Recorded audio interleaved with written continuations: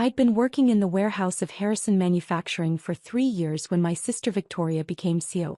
She got the promotion at 29, while I was 32 and still loading trucks in the distribution center. At least that's what everyone thought I did. Emma's doing well in her little warehouse job, Victoria told our parents at Sunday dinner 6 months ago. It's good she found something she can handle.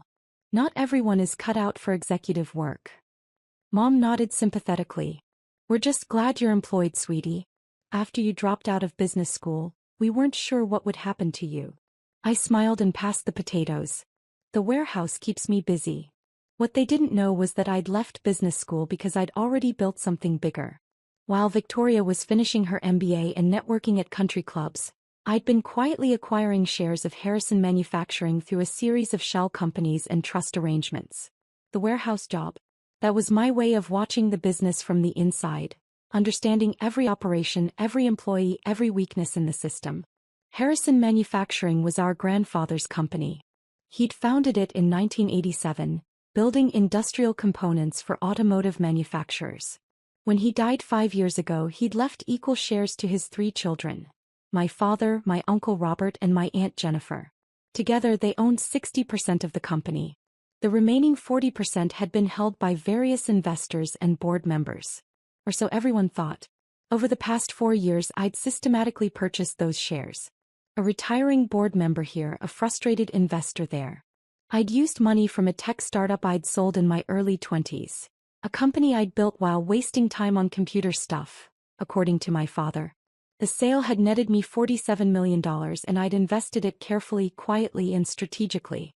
The shell companies had names like Meridian Holdings LLC and Cascade Investment Group. Nothing that would raise suspicions. Nothing that would connect back to me. My lawyer, Richard Chin, had structured everything perfectly. On paper I was just Emma Harrison, warehouse employee. In reality I owned 82% of Harrison Manufacturing. I'd been waiting for the right moment to reveal it. And then Victoria handed me that moment on a silver platter. It started at the quarterly shareholders meeting 3 weeks ago.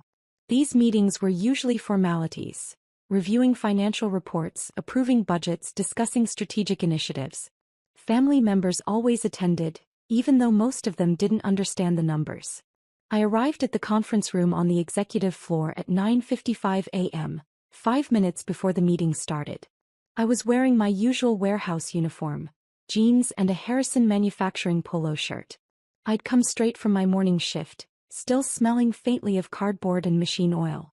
Victoria was already seated at the head of the table, reviewing documents with our father and uncle. She looked up when I entered, her expression shifting from surprise to annoyance. "Emma, what are you doing here?" "Attending the shareholders' meeting," I said simply, taking a seat near the back of the room. "This meeting is for shareholders and executives." Victoria's voice had that condescending tone she'd perfected over the years. "You're neither." "Actually, employees are allowed to observe," I replied calmly. "It's in the company bylaws. Section 7.3. My father frowned. "Victoria's right, Emma. This isn't really appropriate. These meetings discuss sensitive company information." "I have security clearance," I pointed out.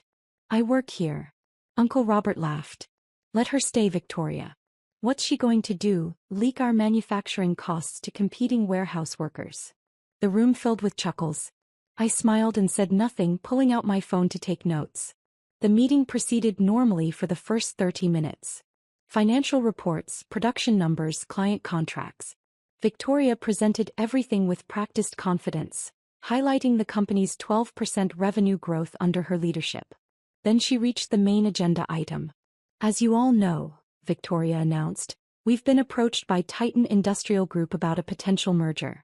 They're offering $340 million for complete acquisition of Harrison Manufacturing." The room buzzed with interest. That was nearly 3 times the company's assessed value from 2 years ago. "I've reviewed the terms extensively," Victoria continued, distributing folders to everyone at the table. "Everyone except me. This is an exceptional opportunity. Titan wants to integrate our manufacturing capabilities with their distribution network.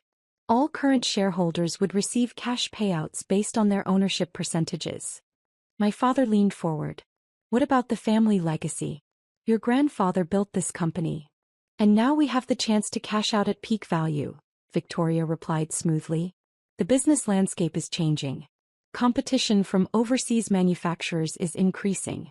This merger would secure our financial futures while we're still in a strong negotiating position. What about the employees? I asked from the back of the room. Victoria barely glanced at me. Titan has assured us they'll retain 70% of current staff. There will be some redundancies, of course, particularly in administrative and warehouse positions. Of course, I echoed quietly. Uncle Robert was already nodding. The numbers are impressive, Victoria. You've done excellent work here. I propose we vote on accepting Titan's offer, Victoria said, her confidence radiating across the room. This requires approval from shareholders holding at least 51% of company stock. Between Dad, Uncle Robert and Aunt Jennifer we control 60%. More than enough. She clicked to the next slide, which outlined the voting timeline and approval process. Any questions? Victoria asked, scanning the room with a satisfied smile. I raised my hand. Victoria sighed. Emma, this really doesn't concern warehouse staff. I have a question about the approval process, I pressed. The approval process is for shareholders to decide, Victoria said firmly. You can return to your shift now. We'll handle the business decisions. I'd like to stay, I replied calmly. You have no authority here, Victoria declared, her voice sharpening. You're just a basic employee. These decisions are made by people who actually have stake in the company's future. My father nodded in agreement. Victoria's right, sweetheart. Why don't you head back to work? We'll fill you in on anything that affects your department. I stood up slowly, gathering my phone. Understood. I'll wait for the official documentation then. Good girl, Uncle Robert said dismissively. As I walked toward the door, Victoria called out, Oh, and Emma? Let's keep discussion of this merger confidential. We don't need warehouse gossip spreading rumors before the deal is finalized. Of course, I said and left the room. Behind me, I could hear their excited conversations resuming, already calculating their projected payouts. I returned to the warehouse and spent the afternoon loading shipments, thinking carefully about timing. Victoria was moving fast on this merger. Too fast. She wanted to finalize the deal within 30 days, before anyone could raise complications. The problem was that she'd never actually reviewed the complete shareholder registry. She'd assumed the ownership structure was exactly as it had been when our grandfather died. 60% family, 40% various investors and board members. She had no idea how much those percentages had shifted over the past 4 years. That evening I called Richardson, my lawyer. They're moving forward with a merger vote, I told him. Victoria thinks she has the approval authority with the family's 60%. But she'll need documentation from all shareholders, Richard replied. Once they start the formal approval process, our holding companies will receive notification. That's when they'll discover the real ownership structure. How long until that happens? If they file tomorrow, probably 3 to 5 business days for the documentation to process and distribute. Perfect, I said. Let them start the process. I want this completely official before the reveal. Are you sure? Richard asked. This is going to cause significant family disruption. I thought about Victoria's condescending smile, my father's dismissive pat on the head, Uncle Robert's mocking laughter. I'm sure. The next week, Victoria was practically glowing at Sunday dinner. The merger is proceeding beautifully, she announced, refilling her wine glass. Our lawyers are processing all the documentation now. We should have final approval within 2 weeks. How much will we each receive? Aunt Jennifer asked eagerly. Victoria pulled out her phone, displaying a spreadsheet. Based on current ownership percentages, Dad, you'll receive approximately $68 million. Uncle Robert, $68 million. And Jennifer the same. I'll receive my executive bonus package worth about $4.2 million, plus stock options. Mom gasped. $68 million? It's a solid deal, Dad said proudly. Victoria negotiated excellently. I was setting the table, arranging silverware carefully. Congratulations, I offered quietly. Victoria finally acknowledged my presence. Don't worry, Emma. Titan is retaining warehouse workers. Your job should be safe at least for a while. That's a relief, I replied evenly. Though you might want to update your resume, Uncle Robert added, chuckling. These corporate acquisitions always mean eventual restructuring. Best to be prepared. Good advice, I agreed, placing the last fork. Mom patted my hand sympathetically.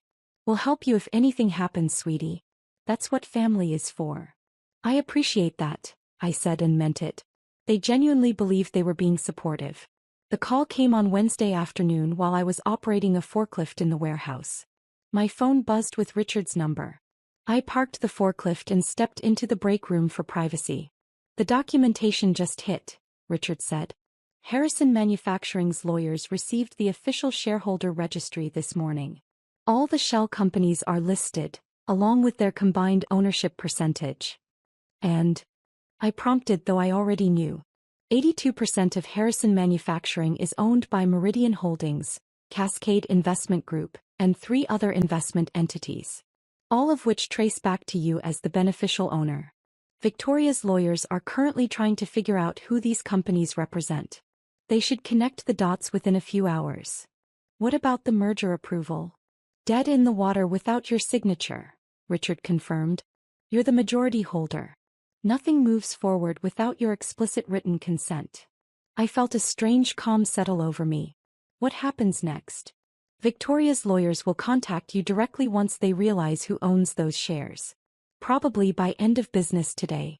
You should prepare for significant family reaction. I've been preparing for 4 years, I replied. The call came at 4:47 p.m. Emma Harrison? The voice was professional, confused. This is David Kellerman from Kellerman & Associates. We represent Harrison Manufacturing in the Titan Industrial merger. Yes, I said, still wearing my warehouse gloves. We've encountered an unexpected situation in our shareholder documentation review. Several investment entities hold majority ownership of the company, and our research indicates you're listed as the beneficial owner. Is this accurate? Yes, I confirmed simply. There was a long pause. Ms. Harrison, are you aware that you own approximately 82% of Harrison Manufacturing? Yes. Another pause, longer this time. I see. Ms. Harrison, the proposed merger with Titan Industrial requires approval from shareholders holding at least 51% of company stock. As the majority holder, your signature is required for the deal to proceed. Were you aware that this merger was being proposed? I attended the shareholders' meeting, I replied. I'm familiar with the proposal. I see. David Kellerman sounded like he was recalibrating his entire understanding of the situation. Ms. Harrison, I'm going to need to schedule a meeting with you to discuss this matter formally. This is highly irregular. The CEO and current board were not aware of your ownership position. I'm available tomorrow morning, I said.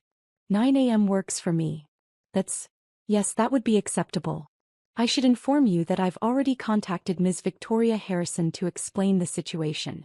She's requested an emergency board meeting for tomorrow at 9 a.m. as well. Perfect, I said. I'll be there. I could hear him shuffling papers, still processing. Ms. Harrison, I have to ask, why were you working in the warehouse if you own the company? Research, I replied simply. You can't understand a business from the executive floor alone. See you tomorrow, Mr. Kellerman. I ended the call and returned to my forklift. My phone started ringing at 5:03 p.m. Victoria. I let it go to voicemail. The voicemail was brief. Emma, call me immediately. There's been some kind of mistake with the merger documentation. Call me now. At 5:17 p.m. my father called. Then Uncle Robert. Then Aunt Jennifer. Then my mother. I silenced my phone and finished my shift. At 6:30 p.m. as I was clocking out, Victoria's BMW screeched into the warehouse parking lot. She burst through the door, still wearing her executive suit, her face flushed with anger and confusion. Emma, she shouted across the warehouse floor. What the hell is going on? I removed my work gloves slowly. You'll have to be more specific. The lawyers called me. They said some investment companies own 82% of our family's business. They said those companies are yours. That's impossible. It's not impossible, I replied calmly. It's accurate. Victoria stared at me. What are you talking about? Meridian Holdings, Cascade Investment Group, Summit Ventures, Northern Capital. Pacific Trust. I counted them off on my fingers. I've been acquiring shares for the past 4 years. Currently, I own 82% of Harrison Manufacturing. That's insane, Victoria snapped. You're a warehouse worker. Where would you even get the money? She stopped mid-sentence, her eyes widening. Your tech company. The one Dad said was a waste of time. I sold it for $47 million, I confirmed. I invested the proceeds strategically. Harrison Manufacturing shares were undervalued and available. So I bought them. Why? Victoria demanded. Why would you do this secretly? Because I wanted to understand the business completely before anyone knew I had control, I explained. I wanted to see how it actually operated. I wanted to know every department, every process, every employee. You can't do that from the executive floor. Everyone performs differently when the owner is watching. Victoria shook her head, still processing. This is ridiculous. You can't just, we're in the middle of a merger. A $340 million deal. I know, I said. I was at the shareholders' meeting, remember? You have to approve the merger, Victoria insisted. The family is counting on this. Do you have any idea how much work I've put into negotiating this deal? I have a very clear idea, I replied. I've reviewed all the documentation. You've done excellent work. Victoria's expression shifted to relief. So you'll sign off on it? No. Her face went pale. What? I'm not approving the merger, I said calmly. Titan's offer undervalues the company, and their retention plan would eliminate 30% of our workforce. That's 127 people who would lose their jobs, many of them supporting families.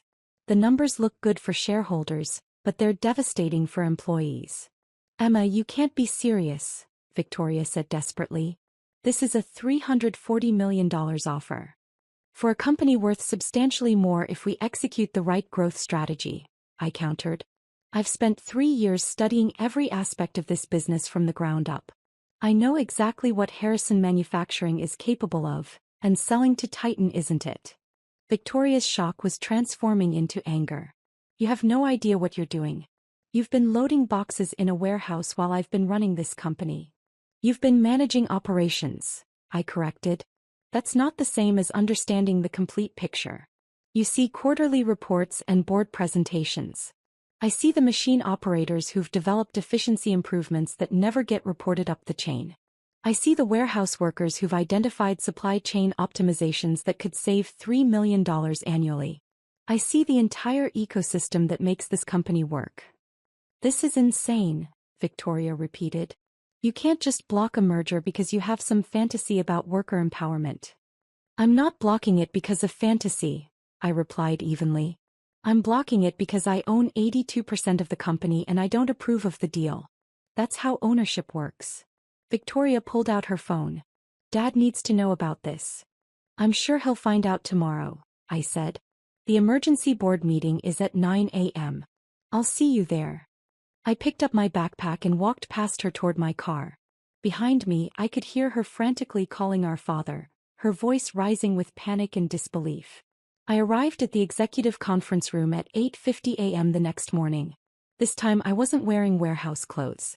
I'd chosen a tailored navy suit, professional but not ostentatious. My hair was pulled back neatly and I carried a leather briefcase containing 4 years of documentation. The conference room was already full. Victoria sat at the head of the table, flanked by our father and Uncle Robert. Aunt Jennifer sat across from them. David Kellerman, the lawyer, was reviewing documents with 2 associates. 3 board members I recognized were present, along with Harrison Manufacturing's CFO and COO. Everyone stopped talking when I entered.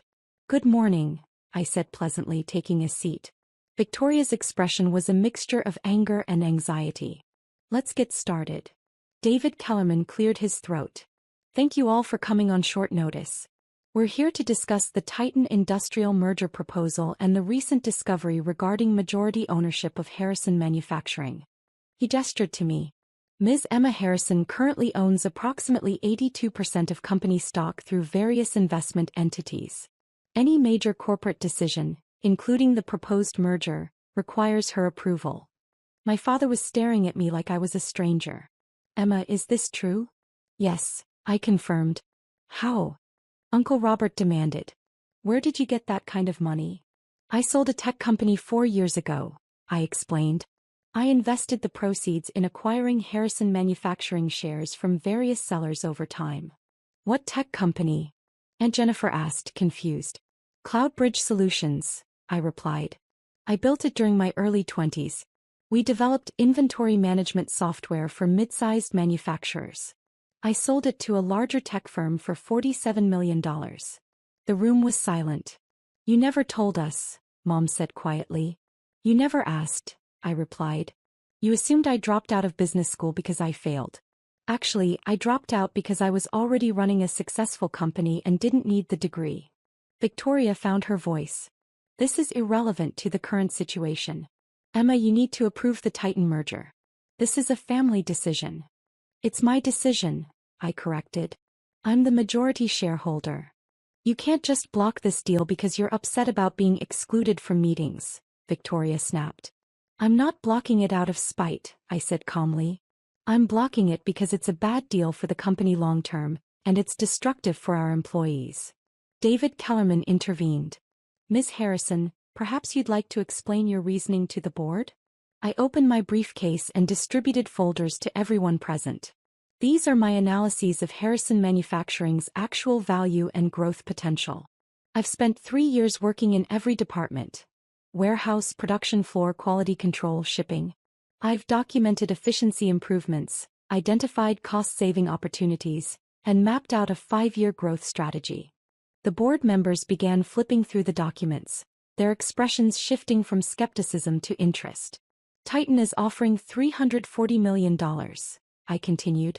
That's based on our current revenue of $127 million annually and a standard industry multiplier.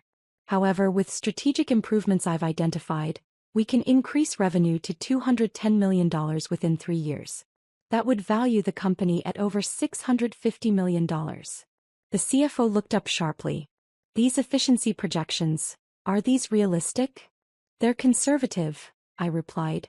I've personally identified $3.2 million in annual savings through supply chain optimization alone.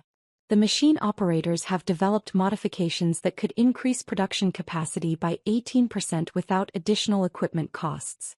Quality control has a backlog of process improvements that were never implemented because management was too focused on quarter-to-quarter thinking. Why weren't these reported? The CEO asked, looking at Victoria. Victoria's face was flushed. Warehouse workers and machine operators submit dozens of suggestions every month. We can't implement every random idea. These aren't random ideas, I countered. These are practical improvements from people who actually do the work every day. I've vetted every suggestion, run the cost-benefit analyses and prioritized implementation. The ROI is substantial. One of the board members, Margaret Chin, was nodding slowly. Emma, you're proposing we reject a $340 million immediate payout in favor of a growth strategy that might yield higher returns in 3 to 5 years? Yes, I confirmed. And I'm proposing we don't eliminate 127 jobs in the process. Those employees represent institutional knowledge and operational expertise. Losing them would damage our capacity to execute the growth strategy. My father was still staring at me. You've been planning this for years. I've been learning the business for years, I replied. I wanted to understand what Grandpa built. I wanted to know if it was worth saving or if selling was the right choice. Now I know, it's worth saving and it's worth growing. Victoria slammed her folder shut. This is absurd. You've worked here for 3 years in the lowest level position, and now you think you can make executive decisions. I own 82% of the company, I said simply. I can make any decision I want. That's how ownership works. Dad, say something, Victoria pleaded. This is our family legacy. We can't let her destroy a $340 million opportunity. My father was quiet for a long moment, studying me. Then he asked, Emma, what's your plan if we don't sell? I'm implementing the growth strategy, I replied. Starting with the efficiency improvements and expanding our client base. I'm also restructuring the executive team. Victoria's eyes widened. What does that mean? I met her gaze directly. It means I'm taking the CEO position. The room erupted. You can't be serious, Uncle Robert shouted.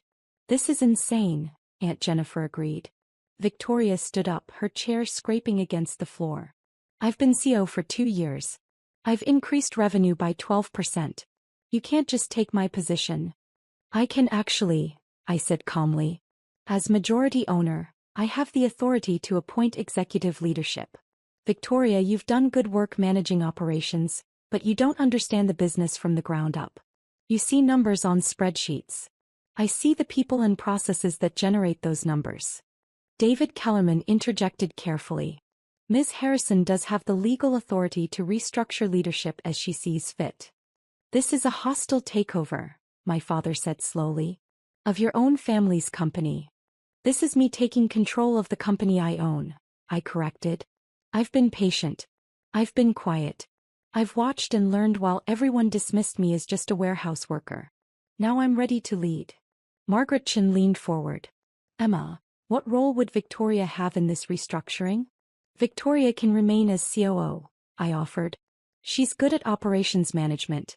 But strategic decisions will go through me. Victoria's face was scarlet.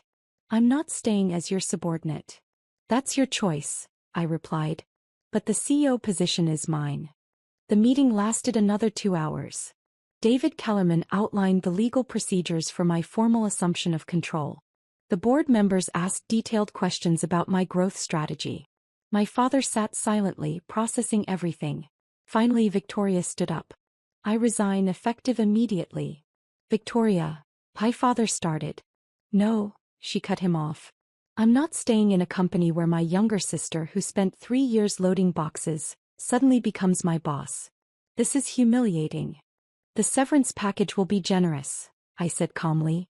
And I'll provide excellent references for your next position. Victoria grabbed her bag and walked out without another word. Uncle Robert and Aunt Jennifer followed her, both muttering about family betrayal and legal challenges. My parents stayed. Why didn't you tell us? Mom asked quietly. About the tech company, about the money, about buying the shares? Would you have believed me? I replied. When I left business school, you assumed I failed. When I took the warehouse job, you assumed it was the best I could do. Nobody asked if there was more to the story. We should have asked, Dad admitted. I'm sorry, Emma. It was the first genuine apology I'd heard from any of them. The Titan deal would have given us $68 million each, he continued. You're costing us that money. Short-term, yes, I agreed. Long-term, your 18% combined ownership will be worth substantially more. But it requires patience and trust. Dad looked at me for a long moment. You really think you can grow this company? I know I can, I replied. I've spent 3 years preparing for exactly this. He nodded slowly. Your grandfather would have liked this. He always said the best business leaders work every position before they lead. That's why I did it his way, I said. Over the next 6 months, I implemented the changes systematically. I promoted 3 machine operators to the newly created Efficiency Innovation Team. Their process improvements increased production capacity by 22%, exceeding my projections. I reorganized the warehouse operations based on insights I'd gathered while working there.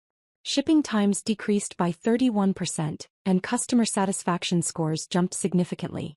I hired a new VP of operations, someone who understood both executive strategy and floor-level realities. The CFO, who'd initially been skeptical, became one of my strongest allies after we implemented the supply chain optimizations.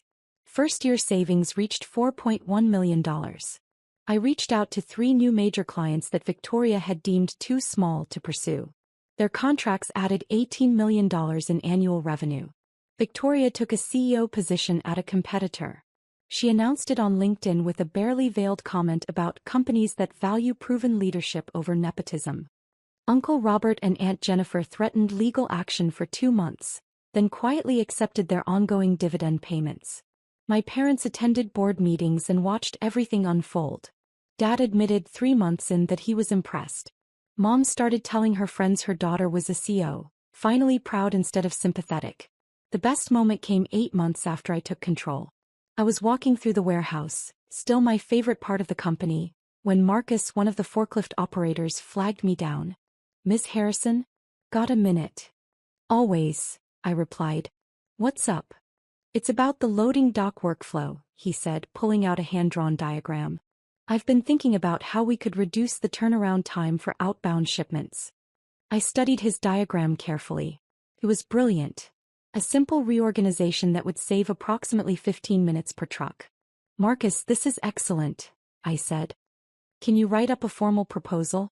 I want to present it at the next operations meeting. He looked surprised. Really? Ms. Victoria always said we should stick to our assignments and leave the planning to management. Well, I'm not Ms. Victoria, I replied. The best ideas come from people who actually do the work.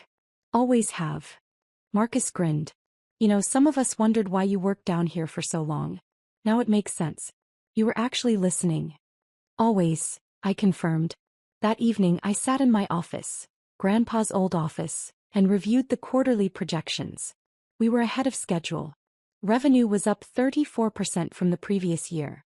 Employee retention had increased. Client satisfaction was at an all-time high. My phone buzzed with a text from Dad. Board meeting next week. Margaret Chen says your numbers are impressive. Maybe you knew what you were doing after all. I smiled and typed back, maybe I did. Out my window I could see the warehouse floor below, the production lines humming, the shipping trucks loading. Every part of this operation I knew intimately. Every process, every person, every possibility. Victoria had seen a $340 million exit strategy. I had seen a $650 million empire waiting to be built. And I'd been right. The family business was in good hands. My hands. The hands that had loaded boxes, operated forklifts, studied every detail and waited patiently for the perfect moment to reveal exactly who had been in control all along.